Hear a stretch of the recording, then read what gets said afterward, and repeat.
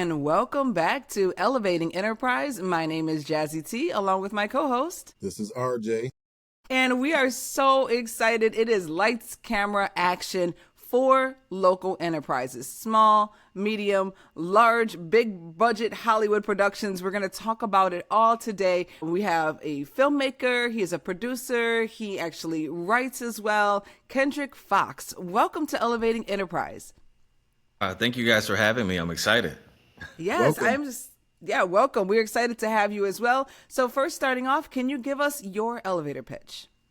Oh, well, I'm Kendrick Foxx. I'm a producer, entrepreneur here as well. I am going to be working in partnership with FLX Studio, the new studio that's being built here. I am the president of entertainment over there. So we're excited about what we're bringing here to the Finger Lakes region. Lots of things on the horizon. All right, so we're jumping right in. You mentioned FLX Studios, so it just dawned on me, is that Finger Lakes? That is is that Finger what that Lakes. stands for? That's what it stands for, yeah. Okay, FLX Studio. And so tell us a little bit, first of all, on your journey to Rochester, because if I understand correctly, you've only been here a few years. So what led you here and where did you come from?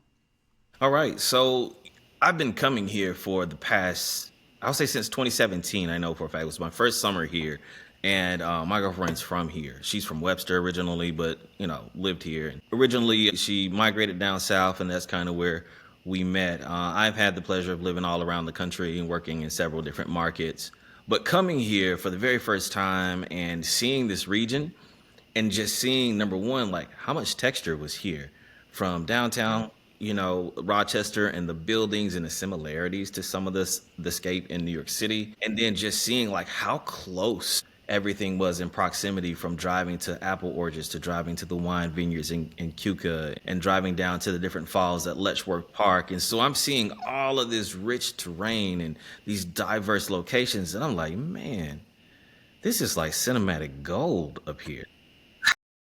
Wow. I wonder if anybody else is seeing this, right? So after coming several years, and we, of course, we had a little bit of a pause in our industry in 2020, or in the world rather, in 2020, and that kind of shifted things and switched. And actually, that's what forced me into writing, to be quite honest, because we were all sitting at home trying to figure out what we were going to do and not having a true direction in what the industry was going to do, because it required all of us to be in close proximity. Like, you've been on a movie set. Everybody's like, sometimes you're shoulder to shoulder, especially if you're right behind the camera or if you're sitting in Video Village. So that presented some challenges for us in trying to reconfigure and work it out. So we were working closely with SAG and trying to understand the zoning and testing and all this stuff. And so I'm like, man, I gotta do something. Like, we're at home. This kind of sucks. So let's set the scene, Kendrick. So you're saying you're at home. You were in Atlanta during 2020?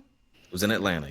Okay, so Atlanta is a booming market, has been ever for, I don't know, over 10 years now, I would say. But you originally, take us back, your original origin story down south. You made your way to LA and then you landed in Atlanta. So just give us that brief arc. Well, of course. So I come from a small town called Jackson, Alabama. Jackson, Alabama is 60 miles north of Mobile. So if you know, Mobile is at the very, very, very bottom of the state. And it's as country as all get out, from Friday night football games is what we all did, to dirt roads and four-wheeler riding and swimming in creeks. That was what I grew up doing. And with that, again, all of that tapestry and the land and all of those things in the culture down south was helping shape my imagination with things. And so with my town being so small, we had one theater with one screen. I had never been to a multiplex before. That was something that I had never seen.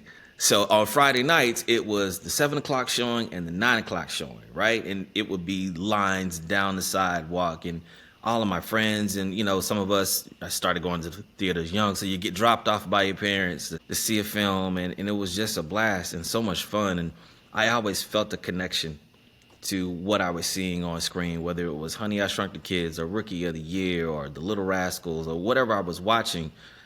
There was a level of a connectivity to it. And that was what really drew me into wanting to be in this industry. And I'll tell you, so James Cameron had a show in the 90s called Movie Magic. and it was where he was executive producer of the show, and he would have these different films from Independence Day to Cliffhanger to Terminator, and he would show you the behind the scenes, from the stunts to the everything, the props, and how they created these worlds, and I was just fascinated by it. And I'll never forget, it was the Independence Day scene, and they showed how they blew up downtown Los Angeles. And so it was miniatures. They had built all of these to scale miniatures, and I'm watching these people walk through this massive set that they've built that's scale to downtown, and they blow it up. And I'm like, I have got to do that. I've got to do that. How do I get a job doing that? And the interesting thing about region, right? Your environment. They say you're a product of your environment. Sometimes your environment doesn't have the exposure that other environments has, and because there wasn't the exposure of making motion pictures in the South, you were pushed to to STEM, which is fantastic, right? Be an engineer, a doctor, whatever, all those things, right? And so I pursued engineering, but I always wanted film. Yeah. And I'll never forget, it was sophomore year of college, and junior year of college, and I was home for Thanksgiving, and I was going to the University of Southern Mississippi, and we were home, and I come from a blended family. Whereas my parents were never together. I was a love child. My parents were very, very, very young when I was born. So my grandparents, my father's parents, raised me. And so when I went off to college in Mississippi and I would come back to his house, it was myself, my half-sister, and then my stepsister. And so that's a lot going on in a household. Sometimes as a kid, you don't necessarily understand the complexities of blending a family when you've got these different dynamics. And so there were challenges, and it was kind of messy, I'll be honest with you. But I'll never forget, it was Thanksgiving. This was back when you had to go out and rent movies. And my dad rented some films, and he brought some films home we had seen, some we had never seen. And there was one, it was Twister. And after dinner, we sat down on this long sectional couch, and we all had our separate beverages and popcorn, and we sat there and we watched that film. And I'll never forget the feeling of being connected as a family. So all of our complexities, all of the things that we had dealt with, or whatever disagreements, all that stuff for 90 minutes didn't matter. Yeah. We were connected as a family for 90 minutes. And it was that moment where I was, to myself, I said, no matter what, I have to do this. Because if this has this effect on me, how many other people can be brought together through storytelling? Absolutely. And I mean, you can make some money along the way. So that doesn't hurt.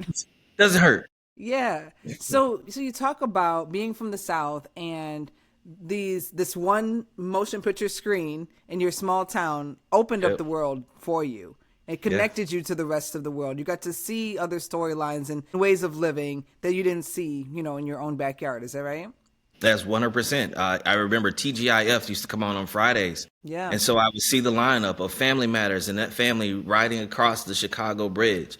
And I was like, man, when I get old enough, I'm going to go to Chicago and I'm going to go across that bridge. It was little things like that, or even seeing Full House, same thing. They're riding going across their bridge.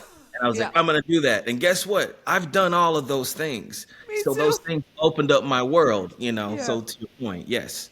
Awesome. And so how did you finally take the leap? You went to school in the South, and then you landed in LA. And what was that like? Like, walk us through, if somebody is listening to this right now and they're like, wow, how do I break into this? Let us know. Did you start off as a writer, as a PA, as a AD? Like, what did you do out there, and what was your first break? Well, I'll tell you, my pathway to LA actually took me from Charlotte. So I moved from Mississippi to Charlotte, and that was where I started with film and entertainment. So I started out as a model. I had no idea, right? No path. So the only person that I knew that had done it was Shamar Moore, who was at the University of Alabama at the time. He started out as a model, and then boom, next thing you know, he's on a soap opera. He's out in LA. I'm like, okay, that's the. Yeah. So started out as a model, started working back and forth to New York City, got signed with an agency, and then I started working with other models. And I'll never forget, it was a Pepsi Smash show that we were doing in Brooklyn, in the Dumbo area. And I met another model there, and he was on All My Children at the time. And I was like, all right, so how did you connect the two? How did it work? He gave me his information. He gave me his agent's information. I ended up getting signed with them. And so I started doing commercials. And so from there, that was the path. I always knew I was trying to get behind the camera, but this is the only path, right? I'm trying to piece it together the best way I can because nobody's really telling me. So Yep. that was how I got started. And then from there, after the whole 2008 and 2009 kind of financial crash and everything, I ended up moving out to LA. And then in LA, I had an agent, but it was still like, you got to figure it out on your own out there. They say, go to acting classes, go do this, go sign up for Central Casting, get you Yep. some more set experience. And I did all of that. And I got set experience, and it was great because I got to see these shows that had been around for a long time, and I got to see how things worked. And it was amazing because as huge as Los Angeles is, it's small. And I remember my first night there, and I was on the 101. I had gotten an apartment in Studio City.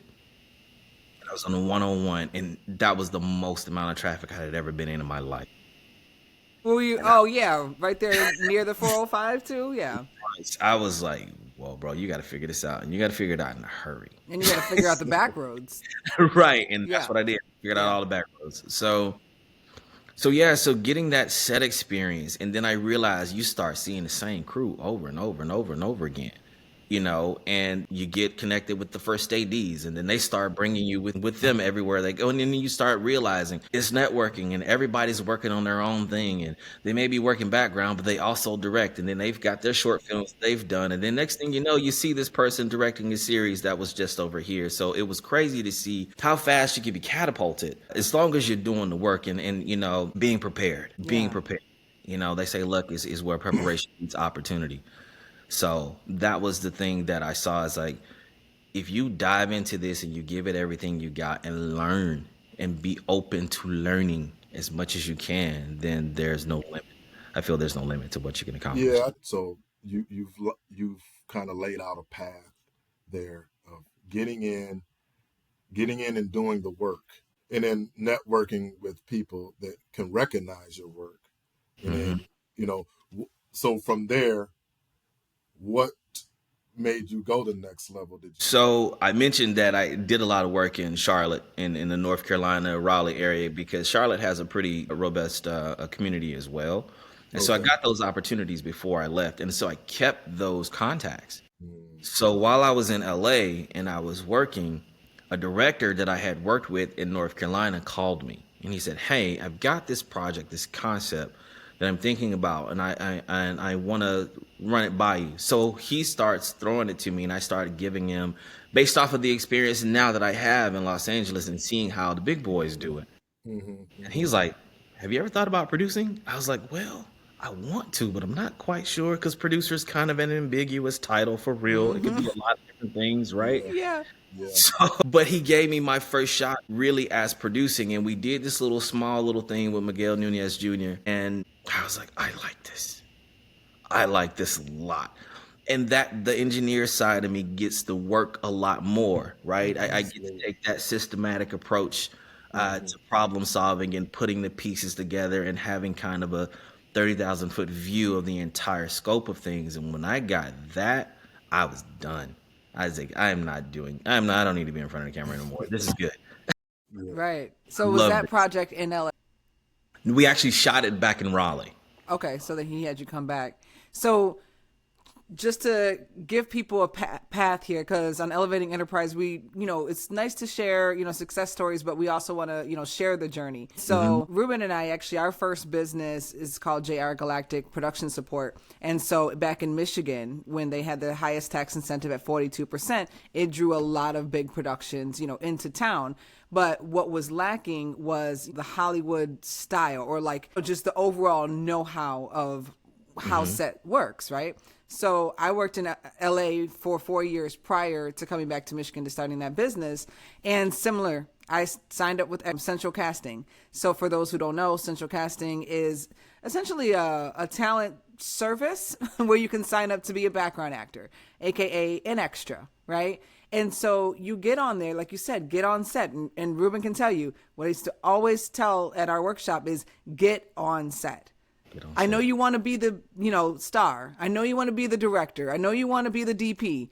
But if you can get on set as an extra and you literally can rub elbows with the person that can give you that next opportunity, there's absolutely no shame in that. Mm-hmm. Yeah, so I just wanted to validate that for people listening because they feel, it's just a background actor. It's not even a speaking role, but the world of opportunity, right? World of opportunities, and I can't tell you the amount of times I got upgraded. Yes.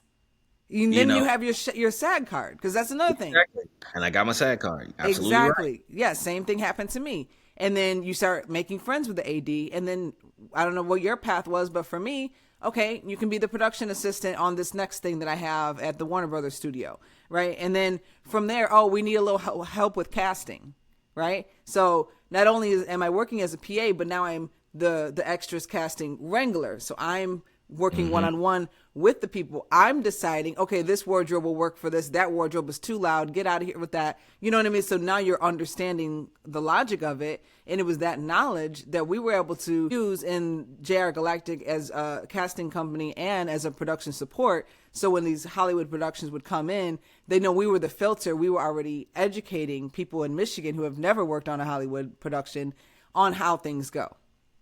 Yeah, Right? no, that's amazing. Yeah, exactly, exactly. And you don't realize how important that is until you leave LA and you're Right. in other markets where that may not be the standard. So Exactly. then you realize, okay, cool. So we got some work to do here to try to get things to that standard. Right. So I want to get us into Rochester as quickly as possible. So you are back in Raleigh. You do that first project. How do you end up in Atlanta and going to your original story of producing this film that was mentioned in Variety? Yeah, so I ended up moving back home, after a divorce, and my grandparents were in the bonus round of life, and so these are the people that raised me. They were my mom and dad, and so I was able to come back home in Alabama, regroup for a little bit, but then I knew this is when everything was starting to happen with Atlanta. And so after they transitioned on, I moved to Atlanta, and from there was trying to find my footing as a producer, which is a little different than, if you're a below the line. And that was something that I didn't necessarily know until I got there. So all this work was being generated out of LA and it was coming to shoot in Atlanta. And it was great because the crews were working, man. I mean, it was stuff everywhere, right? The studios are full, trucks and everything. But as an above the line, it was harder to find work. And so with that, I had to start creating my own lane with that. Before you go further, could you explain above the line versus below the line work? Well, yeah, so above the line are your producers, directors, writers. So we're the people that either you are the person that helps originate the content or you're the person that helps put the entire project together so everyone can be hired to come to work. And what that is a combination of, attaching talent, bringing in financing, possibly securing distribution beforehand, all of those things that are needed to make sure that you can get this product ready to be shot and then delivered. Okay, thank you. I mean, I knew that, but I just wanted everybody else to understand what that meant. Yeah, and then So, just finish with below the line because this is for the audience. We want to really be an educating platform yeah.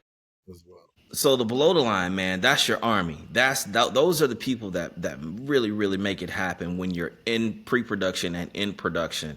Those are your, director of photography, your camera crew, first AC, second AC, all of those people, your gaffers, your grips, wardrobe, makeup, hair, all of those names and credits that you see at the end of the film. Those are the people that help make this thing work. And it takes every single person all the way down to, the guys driving the vans, the production assistants. It takes every single person to make this project work. And that's why, for me, motion picture is so special. I mean, it's lightning in the bottle every time. So it feels. But those positions are so important. And those are skill sets. Those are your meat and potatoes of this industry, your heartbeat, if you will. If you don't have a solid below the line community, it can be tough sometimes to get large motion pictures done because a lot of times they have to outsource and bring those positions from other places. Now, the unique thing about Rochester, they've got a pretty robust community, and I was really impressed with what they provide on the crew side here. Yeah, and definitely we're almost there. We're piecing it together. So we're in Atlanta, right? You're in the works of a certain movie. Pandemic hits, you had to pivot and end up creating Rift. So tell us that story. Yeah. So now I've been in Atlanta a few years. I've shot on 2 features and a few commercials and things. So I've got my footing now, right? And so I know the direction that I want to head in and the types of stories that I want to tell. Because when I first got to Atlanta, I was just a hired gun producer, right? People knew that I could produce, so they would just hire me on. I didn't have any really creative say-so in the projects or anything like that. So now I've done that. We're in the pandemic. We're at home. And I'm like, man, I got to come up with something. So I come up with this concept, and that's all it was. It was just a treatment. And a treatment is just a summarized version of the story from beginning to end. So that's what I did. I wrote a treatment. I wrote that treatment, and I sent it over to my writer, friend of mine and producing partner. And I said, hey, what do you think? And I didn't hear from her for like 6 hours. So I was like, oh boy, it was that bad. But finally she hits me back. She's like, hey, sorry, I was all tied up. She's like, hey, I think you got something here. This could be very interesting. And so basically what I understood from producing, your budget is a function of days. How much your film is going to cost is really a function of the amount of days you're shooting and, of course, obviously who's in it, right? That's what drives the cost. Right. And so I knew that if I could shorten the amount of days and I can shorten the amount of company moves in locations, I knew what I had available to me as far as crew and equipment and locations. So I needed to reverse engineer a story to fit my environment. And that's what I did. So I had saw a movie that had given me the blueprint. It was called Assault on 13th Precinct. I think Lawrence Fishburne is in it. It's a heist movie. That movie was predominantly shot in one location. And so I took that same concept of trying to minimize, because again, company moves cost money, and that stretches out your days. And how can we go with a lean crew? So all of that was thought about with this story. So I said, okay, you know what? I need minimum characters. I need a situation. I need a problem to solve in a short period of time in a 24-hour span. And so then from there, that's how the story was developed and came up with those characters. So I gave my character a choice. What would you do if you had to make a decision between saving thousands of people or saving the woman you love? Can't do both. What do? Yeah. So that was, and presented him with that kind of moral dilemma. And he is a man of moral standard with him being an FBI agent, et cetera. So that was kind of my foundation for that. And then we went in and, again, this is not the normal script writing process. So we everything was accelerated because we were trying to get it done and get work done. And we had an investor interested. And so that was kind of the driving force behind it. So necessity was definitely the mother of invention for me in that point. Just plug. So the movie Rift is now streaming on Tubi, Paramount Plus, Apple. What else? Yeah, absolutely. Apple, Amazon. Okay. So yeah, definitely. That was one of those things where we weren't expecting that to happen. We were just like, man, let's just make a movie and let's just get everybody working. Let's get on set, get some camaraderie, and just get out of the house for a second. There was so much stuff that happened on that film, and that's just part of filmmaking, right? Things you can't control. We had a hurricane come through in the middle of the week, knocked out all the power in the city. It was it was a doozy, man, but we got it done. Let's back up. What exactly was the budget for that? So the original budget that we had written was like $650,000. We were only able to raise 50. So we shot it with 50. So nuts and bolts. Bootstrapped. We bootstrapped it, man. Nuts and bolts, dialed in and got things paid for. We were $130,000 was total final budget for that project. In five days? Is that what I read? 5 days and one pickup. God. That was insane. I won't do that. I don't recommend that for nobody. But it was a situation to where, again, it was all about the pre-production and designing. And I understand, again, having worked in LA and had worked on shoots, that multi-camera shoots, right? So I took that same concept and I did it on a feature film before that. We shot multi-camera. That helped with coverage. That helped with setups. So then I understood I could do that same thing again.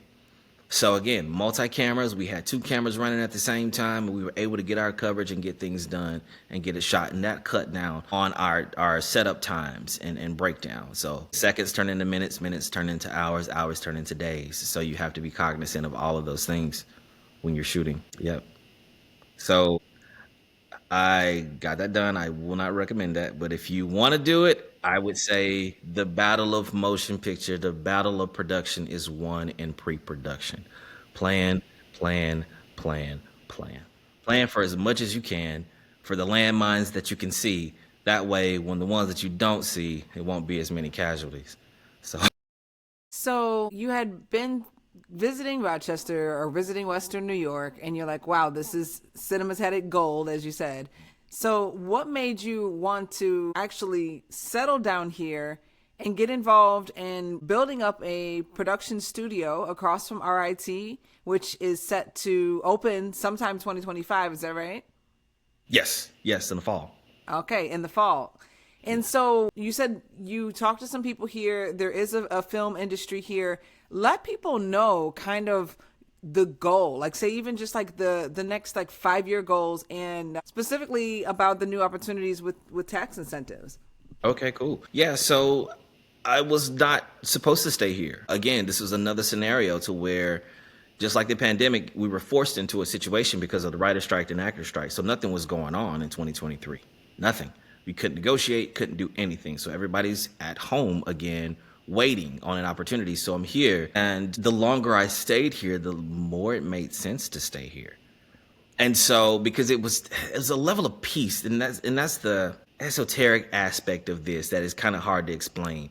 There's so much peace that I was feeling internally by being here. Like I was kind of away from the noise of the big city and all of that stuff. And I was able to be creative. So start writing again, same thing, wrote a treatment. It worked perfectly for this area because it was inspired by something that happened in upstate New York, in Cato specifically. And that was a project that ended up getting financing behind it. And it made sense. So once I knew that project was going to go with a green light, I immediately reached out to the local film commission here and said, hey, I'm a producer, just moved up from Atlanta. I've got, this tier project and I want to, what do you got? What can you help me with, basically? And so she just kind of ran down a list of different things. And so we had multiple conversations, and I eventually sat across the table with them in their downtown office and kind of laid out what the vision was and what I wanted to do. And they saw it immediately. And then that led me to get introduced to other people. Eventually, I got introduced to Gene Smith, who was, he's like, hey, I think I want to build a studio here, because he had already done a proof of concept on, I think he was on Anderson Street. He had done a proof of concept where he had a smaller studio and that was doing okay. And he had other filmmakers there or other creatives rather there. And he had that concept and it was working.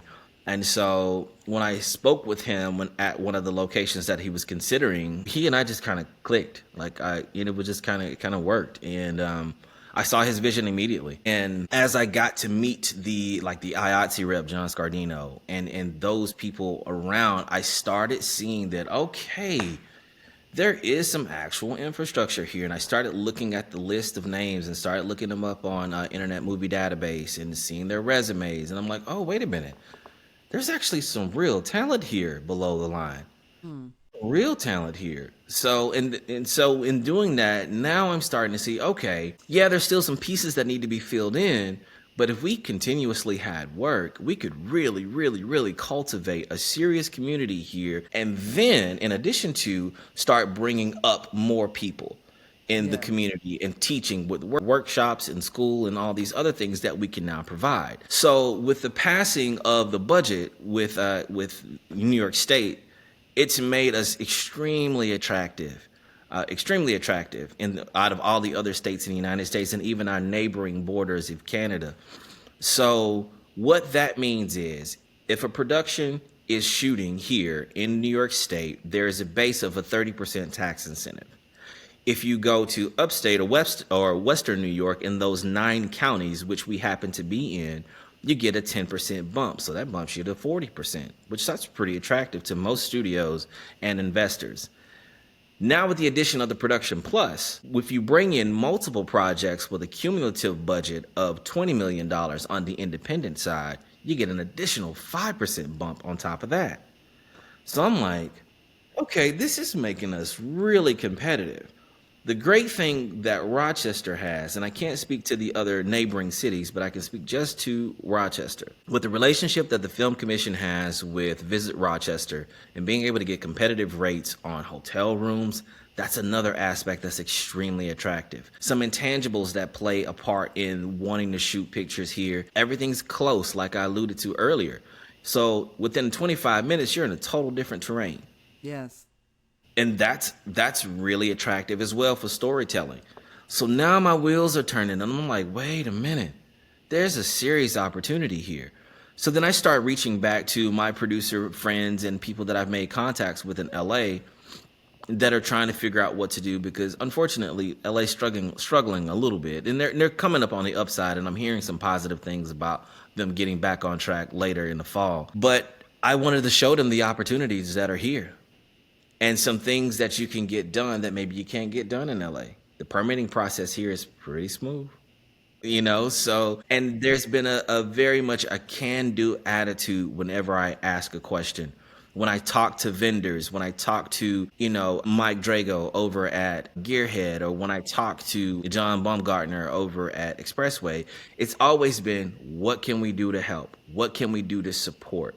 Right. And that's one of those intangibles that goes really far when you're working on projects this big. RJ, did you have something? No, I'm just listening. That's a couple questions got answered. He's doing a great job. Yeah. So Kendrick, you and I talked previous to this podcast recording, and you had mentioned something about like a passion of really wanting to contribute to the economy here. Yes. And that is huge, because it's one thing to, be a creative, have a passion project. Oh, look, I did something, and then go away. Right. But you seem very committed to, building something here. So could you talk a little bit about like how you mentioned like lightly about vendors, but how can people that are not quote unquote in the industry get involved and take advantage of some of these bigger budgets that will be coming in and utilizing that new FLX studio across from RIT, if they're a caterer or they're an electrician, or like, just kind of paint that scene on, as a producer, who are you looking for? Who can you bring in? Absolutely. A great question. So what we're looking for, and the thing that is important to note, that when motion picture comes to town, we touch everything. We touch everything from restaurants to dry cleaning to gas stations, hotels. We touch everything, hardware. We spend a lot of money in a short period of time. So that is part of that economic boost that you can give to a community. I think it's important to note that the goal is long-term here. And one of the things that started to happen in Atlanta that ends up hurting you in the long run, or at least what I've noticed, was motion picture comes in town, then people start price gouging you because they think, they hear a movie, they think everybody's got $100 million. No, that's not quite how it works. So what I would caution and what I would express is, if we can work together, the more that we can work together with pricing and understanding that this is a long-term play, then it's beneficial for everyone to make money and to have economic growth over a long, extended period of time. And that's what my goal is. So when it's people that own, for instance, Airbnbs, when we have big time talent that we want to bring in, and they're going to be here for 30, days or so, and making them comfortable, then let's work together to come out with a mutually beneficial situation for both the owner of that property and the film production. So, those are the types of things that we're looking for. Mutual, beneficial for both parties, that we can all walk away feeling good. Because there's nothing worse than feeling like you got gouged. Mm-hmm. So, yeah. But, And I was just going to say, too, like, you talk about like Airbnb. So that's obviously a place where people who are interested in renting out their house for a certain amount of time, they can get listed there. But are there any sort of like directories or platforms or apps that Rochester businesses should register with to get noticed by producers? Or do they need to like know a certain person? Like, how do you even go about finding people who are willing to be supportive of a film? Yeah. So an app that I use a lot is Gigster. So Okay. Gigster is an app where people that have properties and things that they want to register for motion picture or for photography or for any type of media, they can register their property on that platform. And you can charge hourly, you can charge daily, you can charge weekly. And those prices are there. And that happens directly through that app. Another one is called Peerspace. Peerspace is another good app, a resource that I've always used throughout my career to find spaces for locations. So that's Okay. always really good. Catering is another one. Now, I will say this. Catering for a film is a little bit different of a beast. I know that it can be challenging, Hmm. especially when you are, because, and what I mean by challenging is sometimes scheduling with a project can be a little bit of a moving target, right? If something's weather dependent, or if an actor gets sick, or if something happens beyond the production's control, they have to pivot and pivot on a dime, which you would need a caterer that's used to pivoting really quickly and being able to provide meals at a large scale multiple times a day, whether it be lunch and dinner, or breakfast and lunch, or etc. But caterer is always something that we're looking for. A good consistent caterer is something that, because it helps with crew morale. That's a big part of it, right? Feeding people really good food and having them feel good about what they're doing, because, we work long days. We work 12-hour days, sometimes 14-hour days, Yeah. sometimes 16-hour days. So, And honestly, some of the most memorable productions are the sets with the best crafty. the best crafty, yes. I'm gonna tell you, you in LA, you know how it is. You judge the set by the crafty and the And then the craft. smoothie lady comes around and you're like, So, listen, I'm not saying that we got to be doing sea bass and lobster like they did on Hawthorne, but yeah. but consistent food, and like you said, good smoothies and food that's going to keep people's energy up.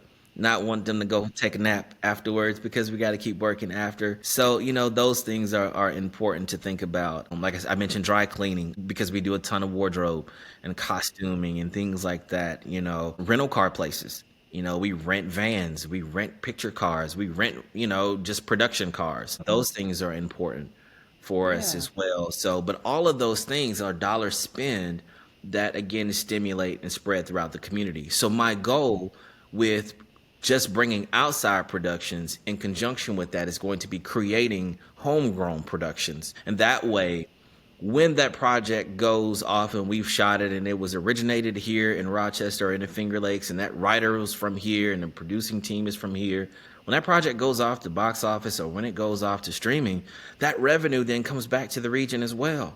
So Right. that is the more important aspect of us creating the intellectual property here. That is the second phase of my three-phase process of what I'm working with right now. And FLX has been on board and been very supportive in what I wanted to do. And I feel like our visions have aligned very well in what we see the potential for this community, cultivating new talent in this community as well. So I guess I'll just jump in and ask, as far as like cultivating and actually homegrown projects, is there something that you're crewing up for in the new future to film here Yes. in the Finger Lakes region? Yes, absolutely. So I actually have quite a decent slate of projects coming to the Finger Lakes. Two are holiday projects. Okay. Should be shooting around the early part of 2026. Okay. So you'll start to see us in moving into pre-production in a perfect world, depending on how casting goes. Hopefully around Thanksgiving, and then all of December, and then ready to roll cameras in January. At least that's been a discussion right now for those projects. But 2026 looks very, very, very bright for motion picture on my end. And So so, is that your business model, to have a slate of projects? I mean, we know that's how it works. But do you have a particular maybe independent slate of local projects, or are they all infused together? Is it all encompassing? Yes, so right now I will tell you the first six projects that I do have are coming from outside the state. Okay. And what that will allow us to do is, as a production company and producing those projects, that gives us the revenue now to go ahead and have the money to start cultivating them local projects.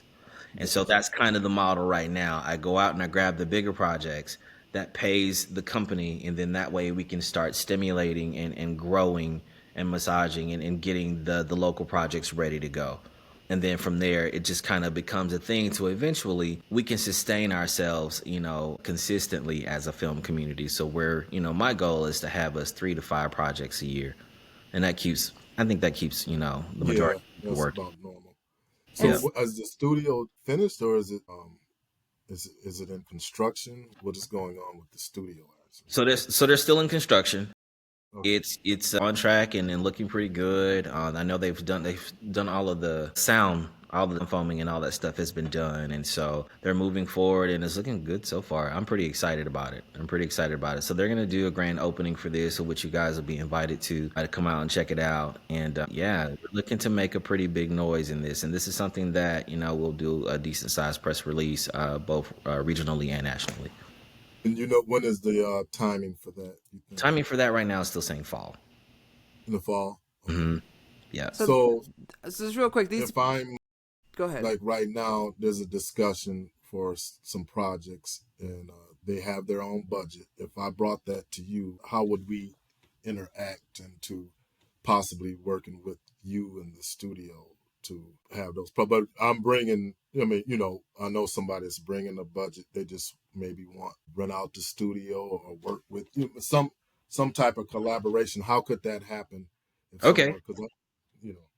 Oh, that's perfect. So if they're already financed, what they can do is we can set up a meeting with myself and Gene Smith, and then we can work out a schedule.